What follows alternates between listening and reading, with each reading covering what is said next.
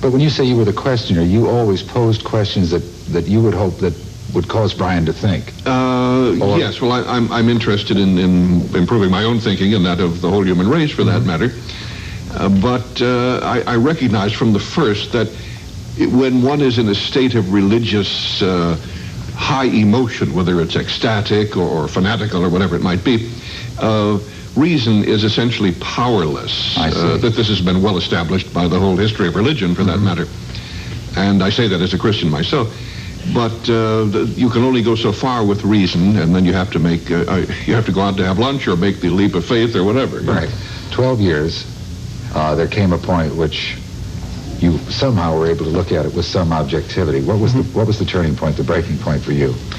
Well, there had been many problems throughout the history of the family, as you might suspect, but we always had a belief that we could work it out, that we would continue to be reasonable with each other. We didn't expect perfection out of each other, but we did believe that we had a commitment to always resolving everything and working everything out.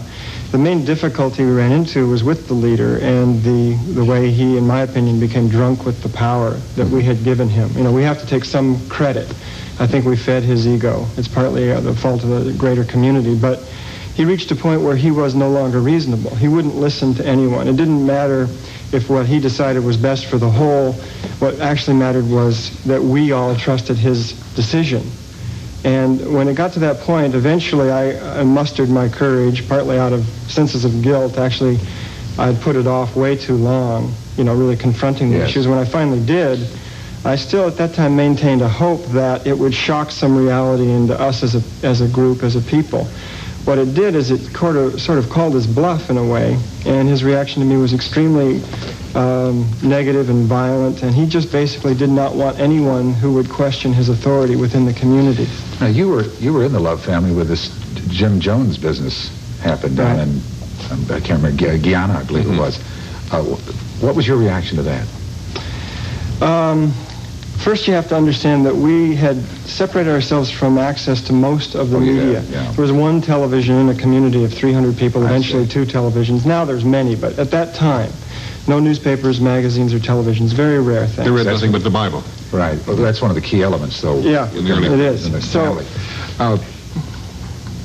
what would you say to someone, and I'm sure that this continues, I don't know at what rate comparatively to the 60s or to the 70s, what would you say to parents, Steve? Well, I think they should familiarize themselves with the whole area, not necessarily by reading my book. There are any number of informative books on the subject. That would be one instructive thing. Secondly, from the time the child is about 3 days old, stay much closer to him.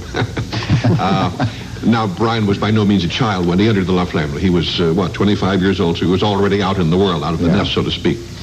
But nevertheless, I think that had we perhaps been in more frequent communication, even though adults are not obliged to keep in communication with their parents, that might somehow have made a difference. How about you, Brian? My advice would be to stay openly loving and communicating with anybody in one of the communities, because I remember being within the community. If someone treated us judgmentally, closed-mindedly, never even considering that we might be right about certain things, well, then we just wrote them off. They were unreasonable, they didn't count, and they didn't matter. And it was tragic to watch that happen to people's parents. Your 3 children range in age from 10 to 2. Are we going to have a deprogramming effect on them as well? Yeah, we're all going through it as a family, and sometimes it's painful, and sometimes it's uncomfortable. The children are sometimes ashamed. They're very glad to be out. They are. And they were mad at me for agreeing to come on this television show because they were afraid their kids would find out they used to be in the Love family. They like to have their new names. Their friends. Yeah. Well, one thing, you know, kids, anything that gives them the edge, it maybe, they may become very popular for a couple of weeks. Yeah. Do you fear any kind of retribution? I don't know how your exit was. Sometimes I do, and sometimes I don't. I have been threatened, and every now and then I'm going, well, talk's cheap, and people do make threats when they're emotionally charged, and there's nothing to it. And then every now and then I swing over and say, don't be ridiculous.